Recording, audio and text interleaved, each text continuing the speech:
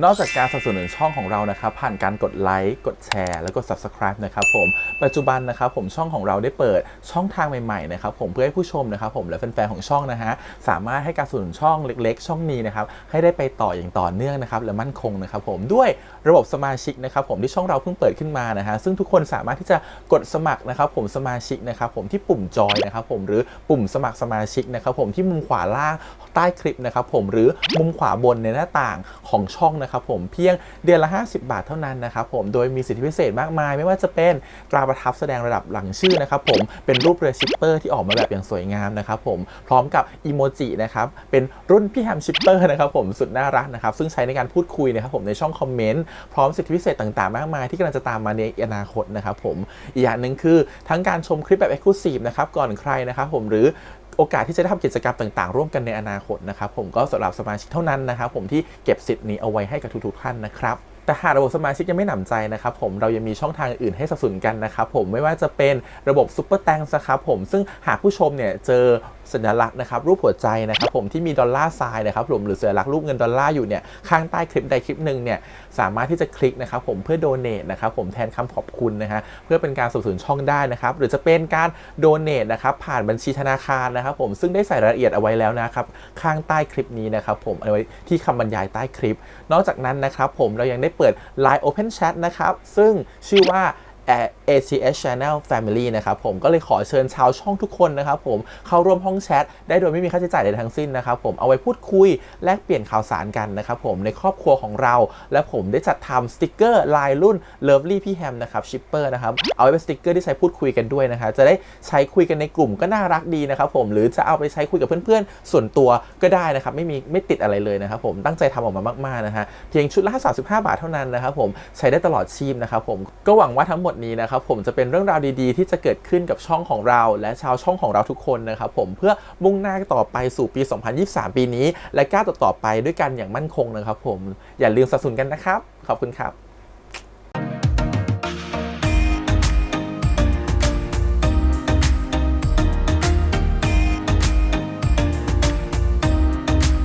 สวัสดีครับยินดีต้อนรับสู่ช่อง ATS Channel นะครับอยู่กับพี่แฮมนะครับผมกับการ recap นะครับซีรีส์2 ตอนสุดท้ายนะครับปาฏิหาริย์รัก100 ปีนะฮะผม Century of Love นั่นเองพูดเลยว่าสไตล์ช่องวันก็ยังเป็นสไตล์ช่องวันนะครับผมให้ลุ้นจนนาทีสุดท้ายจริงๆว่าเรื่องนี้สุดท้ายแล้วจะจบยังไงนะฮะทางออกจะเป็นยังไงจริงๆตอนดูไปว่า EP วันพุธเนาะ EP ที่9เนาะก็ลุ้นคิดไปกับแม่ว่าหรือมันจะออกมาเป็นแบบนี้หรือว่ามันจะออกมาเป็นแบบนี้อะไรเงี้ย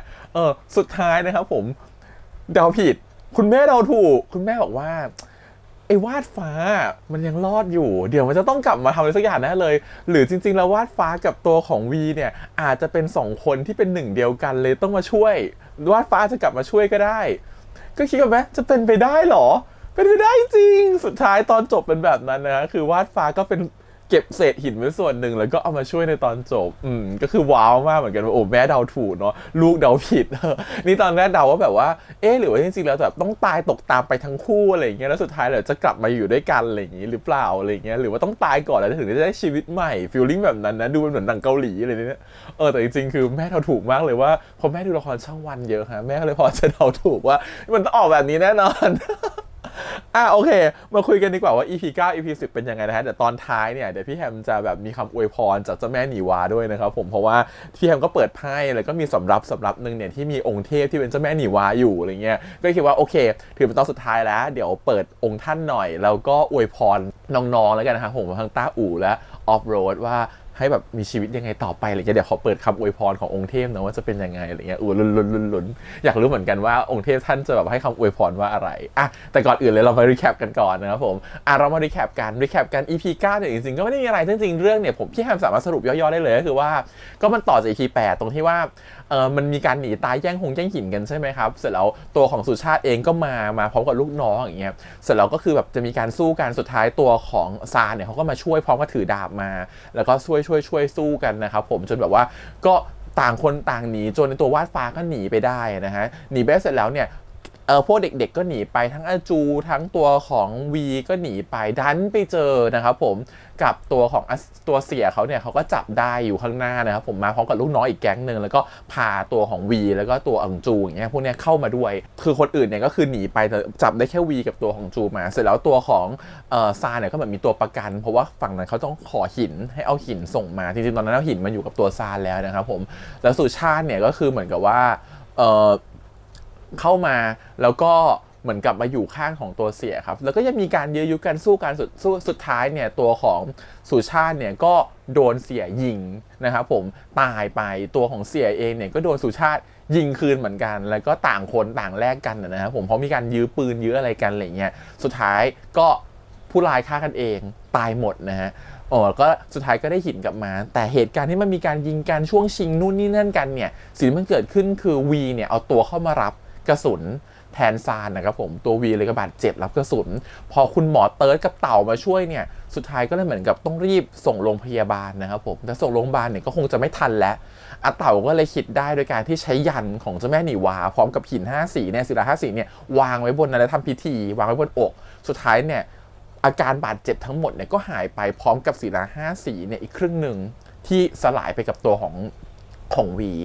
สุดท้ายวีตื่นมาในโรงพยาบาลก็คือเหมือนกับเหมือนฉันโดนยิงมาไม่ใช่หรอทำไมสุดท้ายไม่เป็นแผลอะไรเลยอะไรเงี้ยซึ่งเขาเอาศิลา5สีในส่วนหนึ่งให้วีไปแล้วซึ่งตัวของซานเองก็หลอกวีไปว่าแบบมันแบบหมอเก่งมากเลยรักษาเก่งมากเลยเธอเหมือนกับเป็นฉันจะเป็นวีฉันจะเชื่อเหรอฉันเหมือนฉันฟีลลิ่งฉันโดนยิงเนาะฉันต้องบาดเจ็บบ้างเนาะแต่คือตื่นมาไร้แผลไร้พิษภัยฉันก็คงจะงงว่ามันเกิดอะไรขึ้นกันแน่อะไรเงี้ยแต่ก็เชื่อซานไปซานก็เลยพากลับบ้านมาแต่พอขาดศิลาไปครึ่งนึงเนี่ยและยิ่งใกล้วันเทวสมภพแล้วเนี่ยตัวของซานเนี่ยก็เริ่มเหมือนแบบไม่ไหวละเลือดออกเลือดกำเดาออกเหมือนทวารทั้ง8มันจะแตกแล้วเลือดมันออกข้างในหมดแล้วอะไรเงี้ยซึ่งเขาก็เหมือนกับแบบเริ่มอาการบาดเจ็บต่างๆมาเริ่มกลับมาหาตัวเขาที่เขาเคยถูกรักษาไว้มันเริ่มฟื้นคืนมาแต่เขาก็พยายามจะไม่แสดงอาการให้กับตัวของวีเห็นว่าเขาเป็นอะไรอะไรเงี้ยเพื่อให้วีรู้สึกสบายใจที่ไม่เกิดเหตุการณ์ขึ้นทั้งที่ทั้งบ้านเนี่ยไม่ว่าอาจจะเป็นอาชงอารัตจูเนี่ยทุกคนรู้หมดว่าซานช่วยไว้และซานคงจะไม่รอดแล้วเพราะว่าหินที่ควรจะต้องกินเข้าไปในวันเทวสมภพเนี่ยมันถูกมอบให้กับตัวของวีเพื่อยื้อชีวิตไปเรียบร้อยแล้วก็เลยเหมือนกับทุกคนก็แบบพยายามจะเก็บอารมณ์เก็บกลั้นว่าไม่อยากจะร้องไห้ไม่อยากจะรู้สึกเสียใจกับเรื่องที่มันเกิดขึ้นอะไรเงี้ยก็พยายามจะเก็บอารมณ์ไว้ซึ่งวีก็จับสังเกตได้แบบไม่มีความแปลกๆไปทำไมทุกคนดูแปลกๆไปหมดเลยทำไมทุกคนถึงแบบว่าดูเหมือนจะแบบเป็นอะไรถึงไม่บอกกันอะไรเงี้ย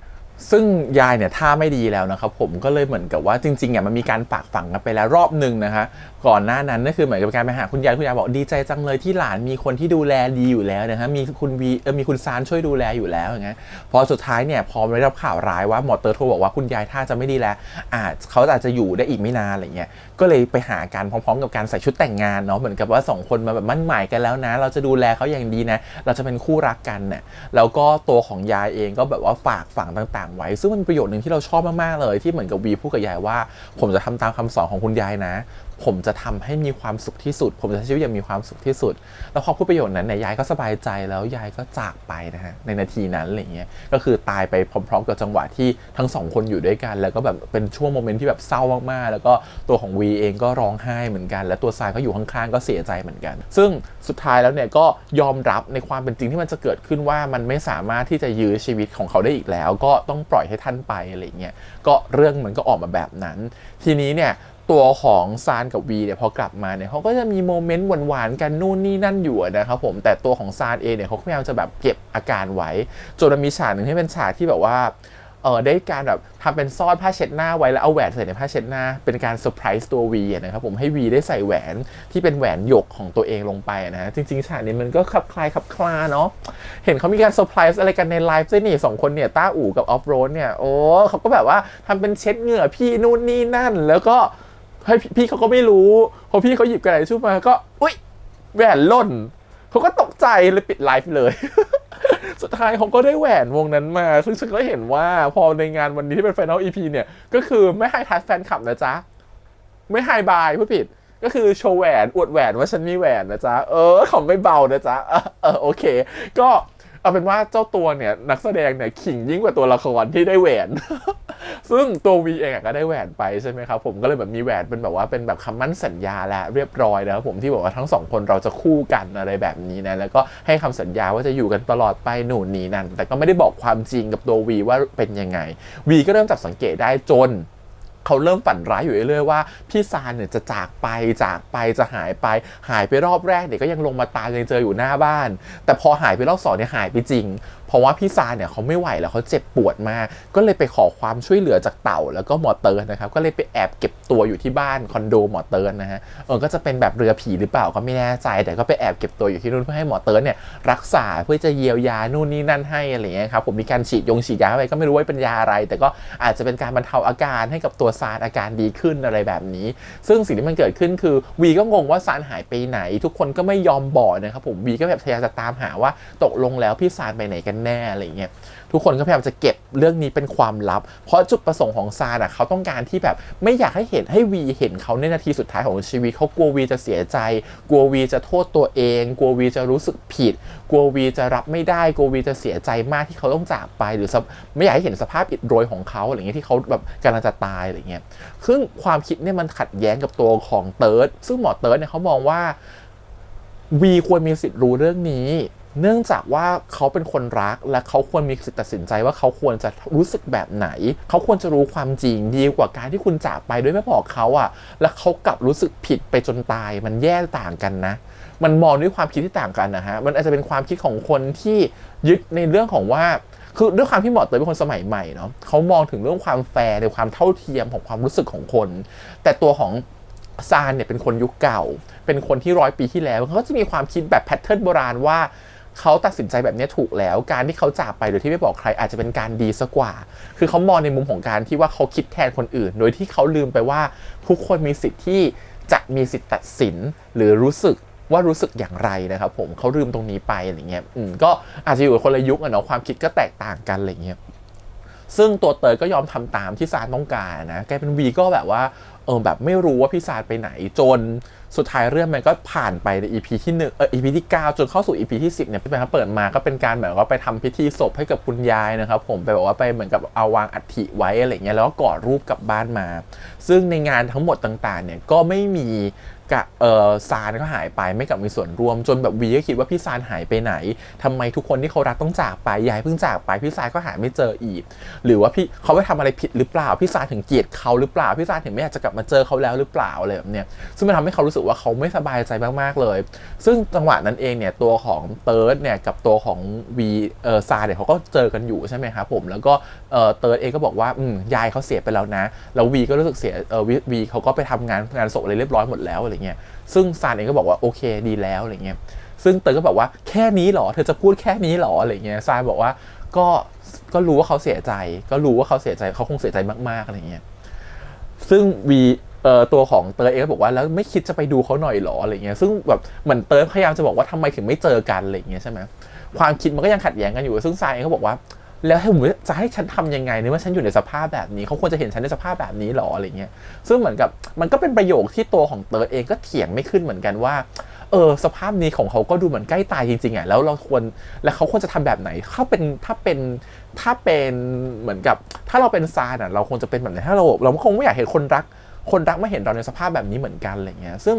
ตัวของเตยเองเขาก็ก้ำกึ่งนะว่าอยากจะแบบจะเอายังไงกับเรื่องนี้ดีสุดท้ายเนี่ยเตยเขาก็แบบรับหน้าที่มาปลอบใจวีเนาะกับเหตุการณ์ที่เกิดขึ้นซึ่งมันก็เลยมีการคุยกันมาจนถึงการที่วีเนี่ยเขารู้สึกว่าพี่ซานหายไปไหนพี่ซานเกลียดเขาแล้วหรือเปล่าเขาจำได้นะว่าวันนั้นที่เขาโดนยิงเขาโดนยิงจริงๆแต่อาการเขาหายไปแบบนี้มันเกิดจากอะไรกันแน่หมอเตยรักษายังไงหรอนู่นนี่นั่นอะไรอย่างเงี้ยสุดท้ายก็มารู้ความจริงว่าจริงๆแล้วเนี่ยที่เขารอดมาก็เพราะหินพอมันมีความกังวลมากหมอเตยก็พูดไปว่าเนี่ยสิ่งที่เธอรอดมาเพราะจริงๆมันมีหินช่วยอยู่จนแบบวีบอกทำไมนึกไม่ถึงนะว่ามีเรื่องนี้อยู่ว่าทำไมนึกไม่ถึงว่าที่เขารอดมาได้เพราะหินอะไรเงี้ยเขาก็โทษตัวเองว่าหรือว่าตอนนี้ที่พี่ซานหายไปเพราะโกรธเขาแล้วเพราะว่ามันคือโอกาสที่ทำให้พี่ซานมีชีวิตรอดแต่เขาทำลายโอกาสนั้นไปแล้ว พี่ซานคงเกลียดเขาแล้วใช่ไหมพี่ซานถึงหายไปอะไรเงี้ยหมอเตอร์แบบมันเขาไม่ได้คิดแบบนั้นก็เลยอธิบายจนสุดท้ายอธิบายคงไม่ได้ก็เลยพาวีมาเจอกับตัวของซานเลยนะครับผมหมอเต่าก็แบบเต่าก็มีความแบบว่าทำไมเติร์ดถึงพามาแต่เติร์ดบอกเขาควรมีเวลาได้คุยกันคือมันจะไม่ดีหรอกในเมื่อช่วงเวลาสุดท้ายของชีวิตซานควรได้ใช้ชีวิตอย่างมีความสุขที่สุดและตัววีก็คงมีสิทธิ์ในการตัดสินใจว่าเขาควรจะรู้สึกเสียใจแบบใดซึ่งสุดท้ายของคนก็ได้คุยกันอะไรเงี้ยวีก็โทษตัวเองว่าเพราะผมใช่ไหมผมทำให้พี่ตายใช่ไหมผมนู่นนี่นั่นอะไรเงี้ยมาทำให้ตัวของซานได้มีมุมความคิดที่ต่างออกไปนะครับว่าที่เขาคิดมันผิดเนาะการที่เขาปล่อยให้คนคนนึงเสียใจปล่อยให้คนคนนึงไม่รู้ความจริงมันกลับกลายเป็นว่าอีกคนนึงกับโทษตัวเองมากกว่าที่เขาคิดด้วยซ้ำอีกคนนึงกับเข้าใจผิดว่าเขาเป็นต้นเหตุของการตายครั้งนี้ด้วยซ้ำอะไรเงี้ยซึ่งจริงๆแล้วมันคือไม่ใช่มันคือความเต็มใจที่ซานพร้อมจะช่วยเหลือขณะคือจริงๆซานมีความคิดที่แบบโลกสวยนิดนึงอารมณ์เหมือนกับว่าฉันคงอยู่แบบนี้ไม่อยากให้วีเห็นฉันตอนตายแล้วก็คงจะฝากวีไว้กับหมอเติร์ดคงจะดูแลวีต่อได้ซึ่งแบบวีแบบก็ซึ่งเติร์ดก็ด่าซานเยอะเหมือนกันว่าแบบว่าแกคิดแบบนี้ยังไงคุณซานอะไรเงี้ยคุณเป็นคนเห็นแก่ตัวที่สุดในโลกเลยไหมคุณเป็นคนที่เหมือนกับว่าเป็นคนที่แบบนิสัยไม่ดีหรือนิสัยแย่ที่สุดในโลกทำไมคุณถึงคิดแบบนี้อะไรเงี้ยทั้งที่มันเป็นความคิดที่น่ารังเกียจมากในการที่เหมือนกับคุณผลักตัววีมาหาผมแล้ววีจะอยู่กับผมได้ยังไงในชีวิตจริงเพราะว่าวีคงจะรู้สึกผิดกับคุณไปจนตายคงมีแต่ความทุกข์ไปจนตายแล้วมันจะเป็นไปได้ไงที่ผมจะเข้าไปดูแลเขาในฐานะแฟนหรือคนรักมันคือความเห็นแก่ตัวของซาอะไรเงี้ยเขาก็โดนเทศมาแล้วรอบนึงพอถึงจังหวะนี้เขาก็คงเข้าใจว่าจริงๆแล้ววีรู้สึกแบบไหนอย่างเงี้ยตัวของซานเองก็เลยรู้สึกว่าโอเคเขาเต็มใจที่จะช่วยเหลือเพราะว่าตัวของวีก็รับกระสุนแทนช่วยเหลือเขาช่วยเหลือหลานเขานู่นนี่นั่นอะไรอย่างงี้เนาะมันก็โอเคแล้วที่มันการช่วยเหลือครั้งนี้มันคือเกิดจากการที่เขายอมจะให้หินเนี่ยเพื่อยื้อหรือต่อชีวิตให้กับตัวของวีเช่นกันอย่าโทษตัวเองเลยเขาเต็มใจอะไรเงี้ยตัวของวีเพราะฉะนั้นอย่าปล่อยให้ผมอยู่คนเดียวนะผมเหงากลับมาหาแบบให้ผมอยู่ด้วยกับพี่เถอะจนถึงวันนาทีสุดท้ายของชีวิตอะไรเงี้ยก็ตัดสินใจพากลับบ้านอาจูก็พามาซึ่งรัดกับชงก็ร้องไห้ซึ่งอาจูบอกว่าหยุดร้องไห้ได้แล้วเราจะไม่เศร้าแล้วจนนาทีสุดท้ายของอากงเราโจกงต้องมีความสุขมาทำให้ทุกวันมีความสุขกันดีกว่าอะไรเงี้ยก็เลยเป็นการไล่โมเมนต์นะครับผมแบบว่ามีความกอดกันนู่นนี่นั่นคิดถึงกลิ่นน้ำหอมใช้ชีวิตแบบหวานมามีการถ่ายรูปพรีเวดดิ้งแต่งงานเสมือนว่าแต่งงานกันแล้วจริงๆก็คือแต่งงานแล้วจริงครับผมเพราะว่าที่กฎหมายสมรสเท่าเทียมก็จะผ่านในยุคของเขาจะผ่านแล้วก็ได้อาจจะเป็นร่างกฎหมายที่ต้องแต่งงานกันได้แล้วก็ได้ก็อาจจะมีการแต่งงานกันเรียบร้อยแบบกิจลักษณะที่มันถูกต้องกันอะไรอย่างเงี้ยเนาะเหมือนกับว่าแต่งงานกันเป็นแบบพิธีเลยจริงๆเลยนะผมมีการถ่ายรูปเชิญแขกที่เรารู้จักมาคือคนใกล้ตัวทั้งหมดเนี่ยมาอะไรเงี้ยซึ่งมันก็ทำให้เห็นโมเมนต์ของความแบบสองคนนี้มันแบบรักกันมากๆรวมถึงการที่แบบมีเลิฟซีนทิ้งท้ายนิดนึงว่าเธอเห็นแผลเต็มตัวขนาดนี้เป็นแบบแผล CG ก็จริงอะนะแล้วเหมือนกับว่าแบบว่าแล้ววีก็คงแบบว่าพี่ไม่เจ็บหรอแบบว่าพี่เจ็บแหละแต่พี่ทนได้พี่ก็แบบพร้อมจะแบบว่าอย่างน้อยๆก็คืนพรุ่งนี้มันจะเป็นวันสุดท้ายของพี่เพราะฉะนั้นอย่างน้อยคืนนี้ก็สักนิดนึงได้กอดกันถอดเสื้อนอนกอดกันก็ยังดีอะไรอย่างเงี้ยก็เลยพิธีรีตองไปชอบจังหวะที่ย้อนอยู่บนเตียงแล้วแบบจูบปากแล้วก็นอนกอดกันรู้สึกแบบเธอมันฟีลอบอุ่นมากฉันแบบเคมีสองคนนี้มันดีมากจริงๆฉันชอบมากเลยอะไรเงี้ยก็สุดท้ายปุ๊บวันต่อมาก็เป็นพิธีวันเทวสมภพเนาะวันที่เขาจะตายแล้วเที่ยงคืนถึงเวลาเป๊ะเนี่ยก็คือวันเทวสมภพเขาก็จะแบบว่าถึงวันตายก็ทุกคนก็มาศาลเจ้าแต่ระหว่างนั้นเนี่ยตัวของหมอเต่าเองก็ไปขอแบบพระแม่หนีวาว่าช่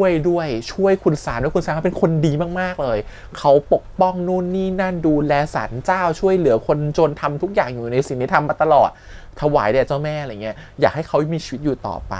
ซึ่งมันก็ตัดภาพมาที่วาดฟ้าที่ยังไม่ตายนะครับผมซึ่งวาดฟ้าเนี่ยก็คือเหมือนกับว่ามาเหมือนกับซื้อน้ำตามร้านขายของชำนี่แหละแล้วอยู่ดีๆก็เหมือนกับว่าเจ้าแม่ก็ส่งอะไรมานะนู่นนี่นั่นให้มันมีความสุขแล้วพร้อมกับใบปลิวที่ปลิวมาว่าจะมีงานเทวสมภพคืนวันนี้อะไรเงี้ยซึ่งตัวของวาดฟ้าเห็นก็เหมือนกับมีอะไรมาโดนจิตโดนใจเนาะให้รู้สึกว่าอยากจะไปช่วยเขาก็เลยไปเอาเศษหิน4-5 สิ่งที่เคยทำตกแตกไว้แล้วเก็บเศษนั้นไว้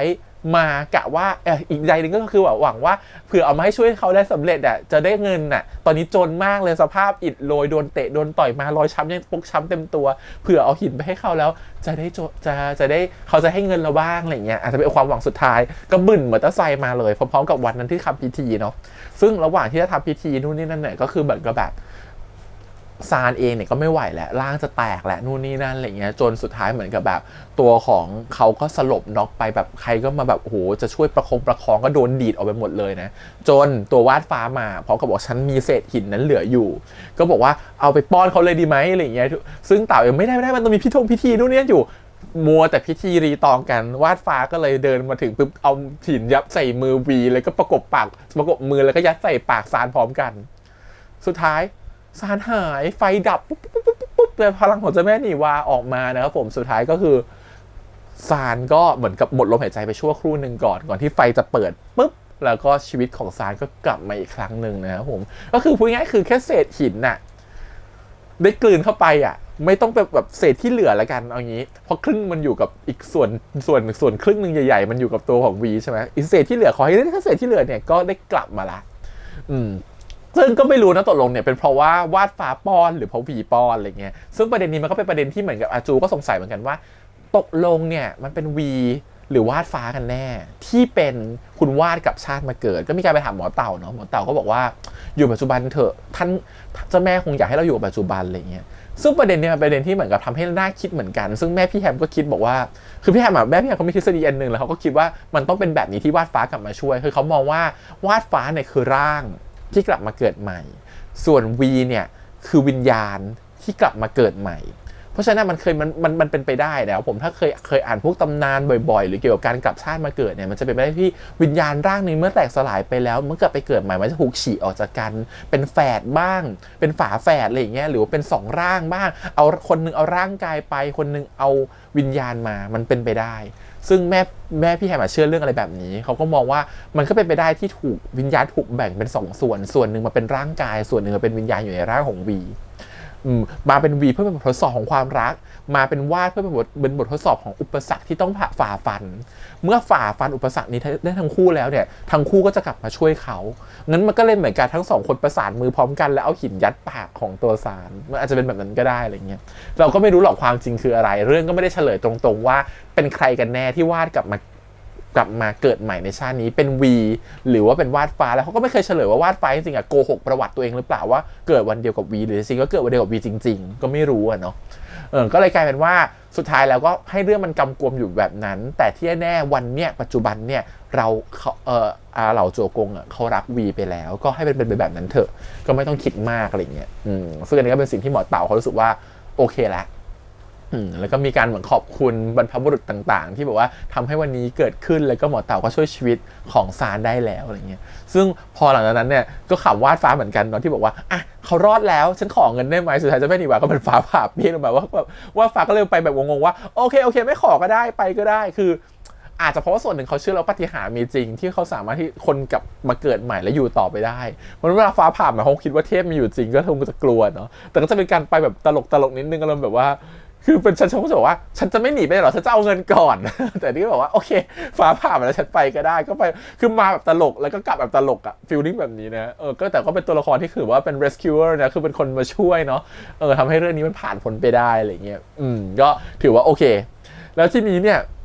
สิ่งที่มันเกิดขึ้นตามมาคือว่าพอ2คนรอดก็ถือว่าแฮปปี้ทุกอย่างมีความสุขมากนะครับผมก็เลยจะแบบความนี้ก็คือใส่โมเมนต์หวานจัดเต็มให้พวกเราเลยนะว่าโอ้นู่นนี่นั่นน้องกลับมาอยู่ด้วยกันแล้วมีความสุขอยู่ด้วยกันไปตลอดอะไรอย่างนี้แล้วก็มีการไปแจกใบปลิวว่าจะเป็นวันที่เหมือนกับว่าติดป้ายให้เจ้าแม่แล้วก็มีการเปลี่ยนองค์ทรงเครื่องเจ้าแม่ใหม่อะไรเงี้ยเป็นการทำพิธีนะฮะก็เหมือนกับเรียนเชิญทุกคน10 มีนานี้เจอกันว่าไปนะครับผมแล้วก็มาทำพิธีกันแล้วก็มีคนมาทำพิธีที่ศาลเจ้าเต็มเลยแล้วก็มีการเปลี่ยนแบบเครื่องแต่งกายให้เจ้าแม่ใหม่มีการใส่สร้อยลงไปนะครับผมแล้วก็มีการไหว้เจ้าแม่อะไรเงี้ยก็เป็นการทำพิธีแล้วก็ติดป้ายองค์เจ้าแม่หนีวาลงไปนะครับผมเป็นแบบเป็นป้ายอยู่บนศาลเจ้าอะไรเงี้ย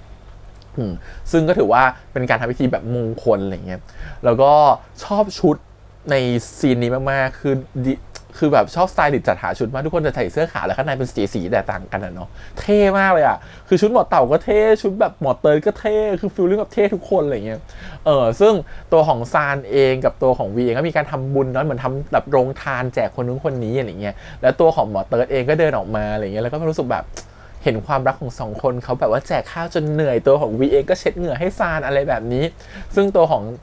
เตยเองก็แบบทำไมเราไม่ได้มีความรักแบบนี้บ้างเนี่ยเลยชอบที่แบบหมอเต่าเดินมาว่า เมื่อกี้ดูดวงให้แล้วความรักมันอยู่ไม่ไกลหรอกเดี๋ยวมันก็กำลังจะมาถึงแล้วในไม่ช้านี้แล้วคิดในใจซีนนี้เนี่ยน่าจะให้คนแบบว่ามีความแบบว่าเดินสะดุดล้มไม่สะดุดชนมอเตอร์สักนิดนึงแต่คงไม่ได้หาแคสมาว่าจะเป็นใครหรือจริงๆแล้วเขาจะหมายถึงว่าคนนี้ไม่ใกล้ไม่ไกลคือหมอเต่าหรือเปล่าที่จะเป็นครูทูตหมอเติร์ดเต่าก็ได้อยู่เนาะก็ไม่แน่ใจว่าเขาจะสื่อถึงว่าอะไรนะแต่ก็โอเค2คนก็มีการพูดคุยกันแล้วไปเถอะไปกินข้าวเถอะไปกินข้าวดีกว่าไปนู่นนี่นั่นอะไรเงี้ยก็กอดคอกันไปแล้วก็ตัดมาที่ซานกับวีที่อยู่ต่อหน้าเจ้าแม่แล้วขอบคุณเจ้าแม่ว่าให้พวกเราได้มีชีวิตอีกครั้งให้เราแบบว่าอยู่แบบว่ามีความอยู่ด้วยกันแบบนี้อย่างเงี้ยก็สัญญาว่าจะอยู่ด้วยกันแบบมีความสุขใช้ชีวิตอยู่ด้วยกันไปตลอดอะไรเงี้ยแล้วก็นู่นนี่นั่นเนาะแล้วก็แสดงว่าจะรักกันตลอดไปอยู่ข้างๆเขาตลอดอะไรเงี้ยอยู่เป็นแบบว่าร่มเหมือนกับเป็นที่พักพิงอยู่ด้วยกันไปตลอดแล้วก็กอดกันแล้วก็เดินออกไปแล้วก็ขึ้นว่าจบบริบูรณ์นะครับผมก็ถือว่า complete เนาะก็ให้ลุ้นจนถึงสุดท้ายแหละว่าจะรอดแบบไหนรอดยังไงอะไรเงี้ยสุดท้ายก็รอดมาได้นะฮะแล้วก็มีการแบบเลิฟซีนแถมให้นิดหน่อยในช่วงแบบว่าก่อนจะจบอะไรเงี้ยก็เป็นเลิฟซีนแถมให้หน่อยซึ่งถามว่า2 EP เนี่ยประทับใจฉากไหนบ้างนะครับผมก็ต้องบอกว่าประทับใจฉากของตัวออฟโรดหลายฉากมากโดยเฉพาะฉากที่เหมือนกับฉากกับยายเนี่ยประทับใจเรื่องซีนนั้นมากๆเลยประทับใจทั้งซีนเนี่ยไม่ได้ประทับใจใครเป็นพิเศษเพราะว่าทั้งซีนเนี่ยเป็นซีนที่ทรงพลังมากๆคือเหมือนยายเป็นจุดศูนย์รวมของอะไรบางอย่างอะไรเงี้ยแล้วก็ยายทำให้ตัวของวีตกผลึกได้ว่าจริงๆแล้วเขารู้สึกยังไงเขาอยากจะชีวิตต่อไปแบบไหนมันคือจริงๆตัวละครของยายมันเหมือนเป็นตัวผ่านเรื่องราวบางอย่างเหมือนกันในการที่ให้รู้สึกว่าตัวละครเข้าใจความตายเพราะว่าอย่าลืมนะซานไม่ตายเรื่องนี้ทั้งหมดไม่มีใครตายเลยที่เป็นคนดีถูกปะแต่ตัวละครของคุณยายเข้ามาเพื่อจะเห็นว่าวันหนึ่งก็ต้องตายวันหนึ่งก็ต้องจากกันเพราะฉะนั้นจะจากกันในรูปแบบไหนจะจากกันเวลาไหนก็ต้องจากกันอยู่ดีเพราะฉะนั้นเหมือนให้เรารู้สึกว่าเราเมื่อเรารู้ว่าต้องจากกันเราอยากให้จากกันไปแบบมีความสุขดีกว่าจากกันไปแบบรู้สึกว่าอย่างน้อยฉันไม่หมดห่วงหรือฉันไม่ต้องห่วงใครคนหนึ่งแต่การที่ฉันไม่ได้ห่วงมันไม่ได้เหมือนกับว่าห่วงว่าเขาจะอยู่ต่อไปแบบทุกข์หรือเศร้าอยากจะให้อยู่ต่อไปแบบมีความสุขมากกว่าเรารู้สึกว่าเขาเป็นความตายที่มันเกิดขึ้นในเรื่องเพื่อให้เห็นว่าความตายมันมีอยู่นะแล้ววันหนึ่งพี่ซานก็ต้องไปอยู่ดีเช่นกันอะไรอย่างเงี้ยเราว่ามันเป็นซิมโบลิกแบบนั้นนะที่เอาตัวของบทใหญ่เข้ามาแล้วอย่างนึงคือเป็นทำให้ตัววีเขาได้เหมือนคิดได้ไม่ว่าจะเป็นการที่คุณไปขโมยหินมามันผิดนะรวมถึงการที่ว่าคิดได้ว่า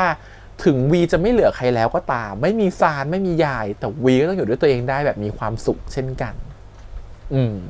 ความรู้สึกมันเป็นแบบนั้นอะไรเงี้ยก็ตอนที่มาเลยโยงมาอีกฉากที่ชอบมากคือฉากที่เหมือนกับตัวของออฟโรดเขาเล่นเนาะคือเขากับกอดรูปแล้วก็คิดถึงตัวของซานด้วยแล้วก็แบบผมไม่อยากอยู่คนเดียวผมไม่อยากชีวิตอยู่ในโลกนี้แบบคนเดียวอะไรเงี้ยผมอยากจะมีความสุขอะไรเงี้ยที่แบบว่าได้อยู่กับคนที่ผมรักอะไรเงี้ยมันทำให้เขารู้สึกว่าแบบมันมีฉากหนึ่งที่ตัวของออฟโรดเขาเล่นแล้วเขากอดรูปแล้วก็คนร้องไห้อะไรเงี้ยแล้วก็เหมือนกับมีการแล้วมันล่าไปถึงซีนที่เขาคุยกับหมอเตอร์มันบอกว่าผมผิดใช่ไหมผมไม่อยากอยู่คนเดียวผมไม่ควรทำแบบนี้คือมันทำให้ความรู้สึกผิดของตัวละครวีมันเยอะมากๆจนรู้สึกว่ามันแบบเข้าใจความรู้สึกของเขาเลยว่าเขาเสียใจแค่ไหนอะไรเงี้ยซึ่งออฟโรดถ่ายทอดมาได้สะเทือนใจมากและดีมากรู้สึกแบบอยากจะร้องไห้ตามตอนรู้ฉากนั้นรู้สึกแบบคุณเล่นดีมากเล่นเหมือนแบบสะอื้นเหมือนแบบสงสารอะสงสารเลยยิ่งแบบว่าตอนไปสะอื้นกับตอนพี่ซานอีกคือแบบโอ้โหแบบสงสารมากอะไรเงี้ยคือมันมีความสะอื้นหลายฉากแล้วมันเป็นความสะอื้นแบบมันมีไดนามิกอะมันมี power บางอย่างรู้สึกว่าโอ้โหแบบเล่นดีว่ะสุดตรงนี้คือแบบอยากจะชมน้องเลยเนาะแล้วตัวของซานเองก็เหมือนกันคือจังหวะที่เขารู้ความตายอยู่ตรงหน้าตัวของแบบจังหวะที่เขาต้องคุยกับลูกหลานอะตอนที่ก่อนเขาจะตายตอนที่อยู่ที่ศาลเจ้าแล้วบอกว่าแบบฝากลูกแบบจูต้องเป็นคนดีนะเชื่อฟังอารัตบ้างด้วยนะคือรู้สึกแบบมันเป็นฉากนึงรู้สึกว่าเป็นแบบเบสซีนของเรามากที่แบบว่ามันเหมือนการแสดงของต้าอู่ปลดล็อกอะคือมันเป็นฉากที่เราเชื่อมากว่าเขาแก่จริงเราเชื่อมากว่าเขาเป็นต้นตระกูลเราเชื่อมากว่าเขาเป็นคุณปู่ที่ห่วงหลานเราเชื่อมากว่าเขาเป็นแบบคุณปู่ที่เป็นคุณทวดที่ห่วงแบบหลานจูหรือรัดอะไรอย่างเงี้ยความรู้สึกคือแบบจังหวะที่เหมือนกับเขาแบบ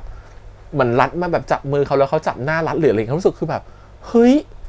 เราเชื่อมากๆเลยว่าถึงให้ต้าอู๋อยู่ในลุคของเด็กที่เด็กกว่ารัดอะแต่รู้สึกว่าเขาแบบกินขาดเลยอะเราเชื่อเลยว่าเขาเป็นอันเหล่าโจโกงจริงๆที่อยู่ในร่างเด็กซึ่งรู้สึกว่าแบบตรึงมากตรึงใจมากๆและอย่างหนึ่งคือมันเป็นบทที่ดราม่าที่เขาสึกว่าเขาประคองอาการหรืออารมณ์เอาไว้แบบอยู่แบบพอดีแล้วมันดีมากๆอะเราชอบมาก เป็นอีกซีนนึงที่รู้สึกประทับใจมากจะเห็นว่าประทับใจซีนเศร้าเยอะเพราะอะไรมาเพราะว่ารู้สึกว่าซีนเศร้ามันทำให้เห็นการแสดงบางอย่างที่มันปลดล็อกของอารมณ์ตัวละครแล้วรู้สึกว่ามันทำให้เห็นว่านักแสดงก็ปลดล็อกไปตามนะครับว่าเห็นของความเก่งนักแสดงมากขึ้นด้วยในซีนที่มันเป็นซีนร้องไห้เนาะส่วนซีนแบบที่ให้กำลังใจกัน2คนอะไรเงี้ยรู้สึกว่าการดีไซน์ของ2คนมาอยู่ด้วยกันนะดูอบอุ่นมากๆจริงๆเพราะว่าอันนี้ก็อยากพูดหรอกว่าเคมี2คนก็ดีมากจริงๆคือเวลาเขาอยู่ด้วยกันมันเหมือนกับว่าเขาผ่านร้อนผ่านหนาวมาด้วยกันจริงๆแล้วรู้สึกว่ามันทำให้รู้สึกว่ามันอยู่ด้วยกันแบบร่วมทุกข์ร่วมสุขอะตรงนี้คือสิ่งที่รู้สึกว่าเราเห็นได้จากการแสดงที่มันเกิดขึ้นรู้สึกว่าแบบดีเล่นดีเล่นโอเคอะไรเงี้ยก็เลยเป็นแบบฉากที่ชอบก็เป็นฉากอยู่ประมาณนี้เนาะเป็นฉากแบบดราม่าต่างๆที่มันเกิดขึ้นในเรื่องเลยแล้วเป็นซีนที่ชอบมากๆอะไรเงี้ยก็ถือว่าแฮปปี้ได้ดูเรื่องนี้มีความสุขอ่ะอยากไปดู Final EP ด้วยเลยแต่แบบแขนเจ็บอยู่เนาะก็แบบไม่ได้ไปร่วมนะครับผมรู้สึกว่าอยากไปมากแต่ก็หมดโอกาสแต่รู้สึกประทับใจจริงๆรู้สึกว่าแฮปปี้มากๆดูแล้วแบบแฮปปี้มีความสุขแล้วก็ถือว่าเราได้เห็นการแสดงของทั้ง2คนพัฒนาไปอีกขั้นหนึ่งแบบต้าอู๋กับออฟโรดรวมถึงแบบน้องๆคนอื่นๆเนาะเราเห็นแบบไม่เคยเห็นคือน้องจูเราชอบการแสดงของเขามากเนาะโอเคมากแล้วก็การแสดงของน้องๆทุกคนในเรื่องรู้สึกว่ามันโอเคมากเลยแต่คือต้องบอกว่าต้องยอมรับว่าทุกๆคนมันแบบเป็นเอลิเมนต์ที่มารวมกันแล้วทำให้เรื่องมันสนุกมากขึ้นและตัวของออฟโรดกับตัวของต้าอู๋เองก็แบกเรื่องนี้ไว้อยู่เพราะเขาคือนักแสดงหลักเนาะคืออย่างตอนรับไม่รู้ภาษาเนี่ยโอเคเป็นนักแสดงหลักก็จริงแต่เรื่องมันจะเบากว่านี้มากอ่ะนี่มันคือดราม่ามากๆมันคือแบบว่ามันมีความแบบมันต้องมีความมันคือการ cover นะฮะมันเหมือนกับมันไม่ใช่แค่การแสดงว่าฉันเป็นบทนั้นแต่มันคือการแสดงว่าฉันไม่ใช่ช่วงอายุนั้นด้วยอ่ะฉันเป็นอีกเจเนอเรชันหนึ่งนั่นคือความท้าทายของต้าอู่แล้วซึ่งเขาทำออกมาได้ดีมากให้เดียวกันออฟโรดเขาต้องแสดงเป็นคนที่เหมือนแบบสดใสร่าเริงก็จริงมันมีความก้ำกึ่งก็จริงแต่เขาต้องแสดงเป็นคนที่เขาจากคนไม่มีอะไรอ่ะแต่วันหนึ่งรู้สึกว่าฉันต้องรักใครสักคนหนึ่งวันหนึ่งถ้าถูกโชคชะตากำหนดว่าฉันคือคนคนนั้นหรือเปล่าฉันรู้สึกดีกับคนคนหนึ่งจังเลยมันเป็นการถ่ายทอดที่ค่อนข้างจะลึกและละเมียดละไมแล้วเขาก็ถ่ายทอดมาได้ดีมากๆในเชิงของความรู้สึกอะไรอย่างเงี้ยก็แบบโอเคมากๆเลยรู้สึกว่าชอบการแสดงของเขาในเรื่องนี้มากๆแล้วก็ทำให้เขาพัฒนาขึ้นไปเยอะมากๆเลยอย่างเงี้ยถือว่าแบบสุดยอดมากเสียใจอย่างเดียวที่ไม่มีคืออะไรไหมไม่มีเพลงเดี่ยวของต้าอู่ประกอบเรื่องนี้มีแต่แบบไลฟ์เซสชั่นร้องกับพี่แบบว่าพาคินสันอะไรอย่างเงี้ยแล้วก็เวอร์ชันจีนอ่ะคือแบบอยากจะได้แบบอยากได้อีกเพลงหนึ่งอ่ะอีกซิงเกิลหนึ่งอ่ะมันไม่มีอ่ะเพราะว่ากลายเป็นว่า EP จบอ่ะใช้เพลงของไททอสมิธอ่ะกี่ฤดูมาใช้แทนอย่างเงี้ยคือแบบไม่ได้อ่ะมันจะได้อีกเพลงหนึ่งอ่ะอันนี้ก็จะงอนหน่อยๆอะไรเงี้ยความรู้สึกคือที่งอนเพราะว่ามันเหมือนแบบมันเหมือนเมื่อต้าอู่เขาได้เป็นพระเอกแล้วเนาะรู้สึกว่าอยากจะให้มีเพลงประกอบสักเพลงหนึ่งที่มันถ่ายทอดความเป็นตัวเขารู้สึกว่าในมุมของความเป็นในหมวดของความเป็นนักร้องอะต้าอู่คือเด็กเจเนอเรชันใหม่ที่เป็นหนึ่งในตัวท็อปของประเทศที่แบบ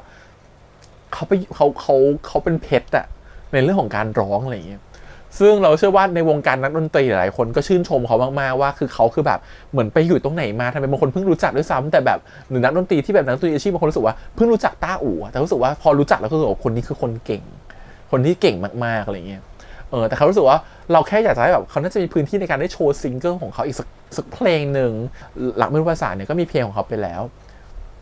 แต่ความรู้สึกคือเพลงเรื่องนี้ก็ควรจะมีอีกสักเพลงหนึ่งอะความรู้สึกมันคือแบบนิดนึง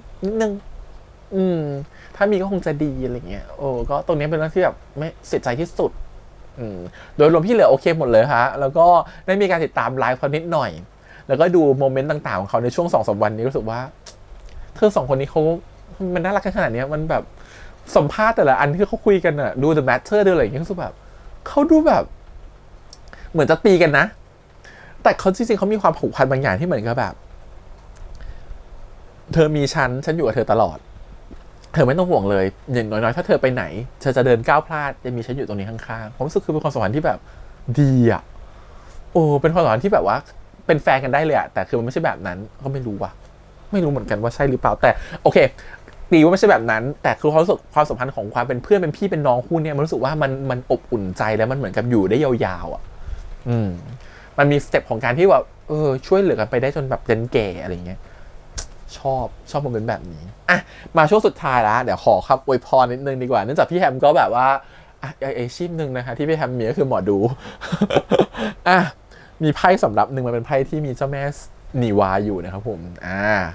ก็เดี๋ยวให้องค์ท่านประทานพรแล้วกันนะกับเรื่องนี้เนาะในเมื่อเจ้าแม่นีวาถูกใช้ในเรื่องนี้เยอะมากแล้วก็พูดถึงการแบบศิล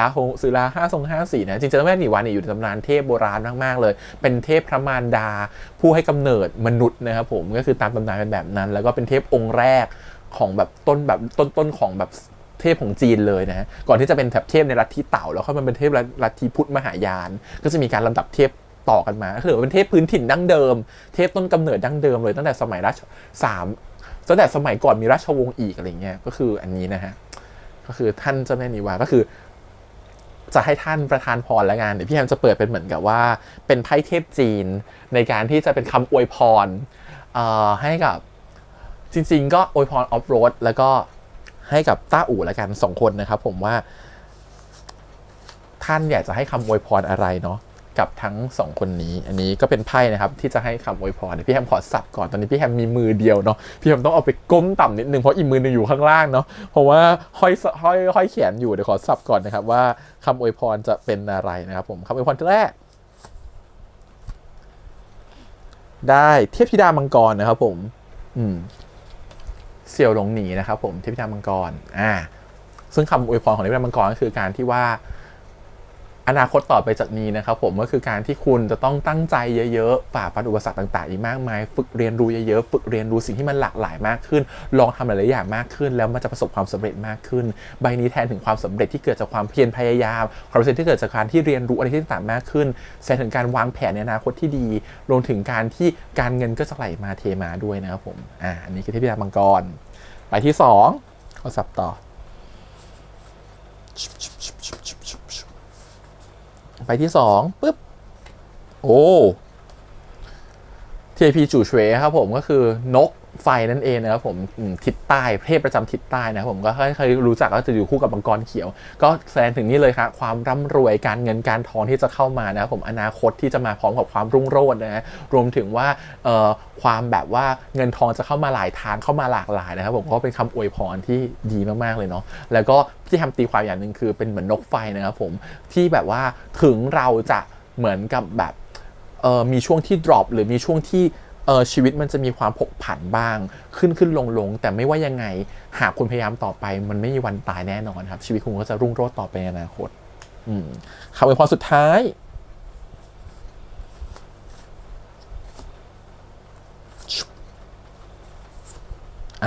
นัทธนูโหอี้นะครับผมอันนี้คือคำอวยพรสุดท้ายคือการกำหนดเป้าหมายให้ชัดเจนครับผมเมื่อเป้าหมายชัดเจนทุกอย่างชัดเจนอนาคตก็สดใสตามที่ตั้งใจไว้แน่นอนนะครับผมแล้วก็อีกอย่างหนึ่งคือไม่ว่าจะทำอะไรก็ตามนะครับผมเมื่อมีความมุ่งหมายชัดเจนอย่าลืมนะครับผมเมื่อทำสำเร็จแล้วอย่าลืมเผื่อแผ่สิ่งนั้นแก่คนอื่นๆด้วยเพราะฉะนั้นคืออย่าลืมทำบุญนะครับผมช่วยเหลือคนอื่นนะครับผมเพื่อหนุนเราให้เราดียิ่งขึ้นไปนะครับผมอีกอย่างหนึ่งคือพอ3 ใบรวมกันเนี่ยเราต้องอ่านความหมายสำคัญโหชอบมากเลยอ่ะเปิดได้สีแดง3 ใบวันนี้เป็นธีมสีแดงจริงๆนะครับมงคลจริงๆมีทั้งเทพธิดามังกรนะครับผมแล้วก็เทพีจูเฉวแล้วก็มีทั้งแบบทั้งโหอี้พอมันเป็นสีแดงเนี่ยมันก็แทนถึงความแบบมงคลอยู่แล้วแทนถึงความมุ่งมั่นอยู่แล้วความตั้งใจอยู่แล้วนะครับผมอีกอย่างหนึ่งคือที่อยากจะพูดก็คือว่าไม่ว่าอะไรก็ตามนะครับผมเมื่อได้มาแล้วมันก็ต้องมีการมอบให้ไปนะครับผมอย่างหนึ่งคือเมื่อคุณได้รับความรักจากใครก็ตามหรือคุณได้รับอะไรก็ตามที่เป็นสิ่งดีงามอย่าลืมเผื่อแผ่สิ่งนั้นต่อไปด้วยเพราะฉะนั้นไม่ว่าสิ่งที่คุณได้มากีฟได้เท่าไหร่คุณเทคได้เท่าไหร่คุณก็ต้องกีฟคืนเท่านั้นนะครับหมายความว่าอะไรหมายความว่าได้เงินมาอย่าลืมไปเผื่อแผ่คนอื่นอย่าลืมไปช่วยเหลือคนอื่นหรือถ้าได้ชื่อเสียงมาก็อย่าลืมให้ความรู้สึกดีๆคืนกับแฟนคลับคนที่รักคุณด้วยนะครับผมอันนี้คือสิ่งที่อย่าลืมนะครับผมโอเคก็ถือเป็นคำอวยพรดีๆแล้วกันนะฮะผมที่ถือว่าขอพี่ทำแบบว่าให้เจ้าแม่นีวามาแล้วก็ถือว่าเปิดเป็นคำอวยพรแล้วกันถือว่าวันนี้ก็ให้องค์ท่านนะครับผมแล้วก็มอบกับคำอวยพรที่เกิดขึ้นนะครับผมประมาณนี้ถือว่าปกติไม่เคยทำคอนเทนต์อะไรแบบนี้แต่ก็ถือว่าเห็นว่าเรื่องนี้มีเจ้าแม่นีวาอยู่แล้วเหมือนกับว่าวันนี้เหมือนกับเปิดไพ่มาเนี่ยรู้สึกว่ามันมีความรู้สึกแปลกๆว่าท่านเหมือนกับอยากให้เอาเปิดแล้วกันพูดอย่างนี้ความรู้สึกคือแบบปกติพี่แอมจะไม่เปิดอะไรในคลิปอื่นเลยนะผมจะรู้สึกว่ามันเหมือนกับแบบดูองค์ท่านบ่อยๆแล้วก็รู้สึกว่ามันมีความรู้สึกคือทำให้นึกถึงสำรับนี้ที่เก็บไว้ในกรุอะไรเงี้ยรู้สึกว่าฉันต้องเปิดออกมาแล้วพอเปิดออกมารู้สึกว่า อีกสำรับหนึ่งที่เป็นสำรับเทพจีนก็บอกว่ามันก็เหมือนกับแบบโอเคฉันคงต้องหยิบสำรับนี้ออกมาให้คำอวยพรอะไรอย่างเงี้ยไม่รู้อ่ะมันเหมือนเป็นแว็บแล้วกันพูดง่ายๆแต่รู้สึกมันรู้สึกจริงๆก็ถือว่าโอเคงั้นเอามาเปิดแล้วกันเป็นคำอวยพรกับ2 คนนะครับผมต้าอู่ออฟโรดก็ถือว่าขอให้มีความสุขสำเร็จในชีวิตแล้วก็ติดตามผลงานน้องไปเรื่อยๆนะครับผมรอติดตามผลงานอื่นต่อไปในอนาคตดูซิว่าจะมีผลงานอื่นหรือเปล่ามีคู่อื่นให้เราได้คู่เนื้อเรื่องใหม่ๆซีรีส์ใหม่ให้เราได้ติดตามอีกหรือเปล่าหรือผลงานอื่นๆนะครับเราติดตามแน่นอนกับต้าอู่กับออฟโรดนะครับช่วงนี้คงตระเวนออกงานอีเวนต์ไปก่อนแหละแฟนมีนะครับผมรอจออยู่แล้วรอติดตามเลยนะโอเคขอบคุณทุกคนด้วยที่มาติดตามกับช่อง ATS Channel นะฮะขอบคุณทุกคนจริงๆที่อยู่กันด้วยกันมาตลอด10 EP ฟังพี่แฮมพูดอยู่คนเดียวไม่มีซีรีส์ให้ดูไม่มีรีแอคชั่นฟังแต่พี่แฮมพูดนะครับฟังแต่พี่แฮมรีแคปดูภาพด้วยนะครับผมนี่ไม่แทบจะไม่มีภาพเลยดีกว่าเพราะว่าตอนพี่แฮมเจ็บแขนก็ใส่ภาพมันไม่ได้เยอะก็ขอบคุณจริงๆนี่ทุกคนแบบว่า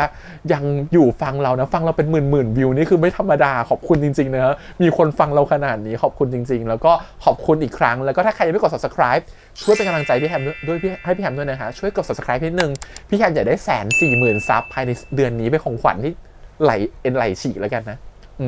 ขอเป็นของขวัญที่ฉันแบบอยู่บ้านป่วยๆขอเป็นของขวัญให้แบบว่าในเดือนสิงหาคมนะครับผมเดือน8วันที่8เดือน8นี้นะฮะขอให้เป็นของมงคลให้กับพี่แฮมหน่อยละกันโอเคขอบคุณอีกครั้งครับแล้วก็อย่าลืมนะครับติดตามผลงานอื่นต่อไปได้กับช่อง ATS Channel รวมถึงว่าติดตามช่อง ATS Channel ด้วยนะครับหลายช่องทางเลย YouTube Instagram Twitter แล้วก็ Facebook นะฮะใครดูซีรีส์อื่นอยู่ด้วยก็ลองไปติดตามกันนะครับไม่ต้องห่วงเลยนะครับreact ซีรีส์หลายเรื่องมากเผื่อจะมีเรื่องอื่นที่ชอบก็มาติดตามกันได้วันนี้ประมาณนี้ขอบคุณอีกครั้งไปแล้วบ๊ายบาย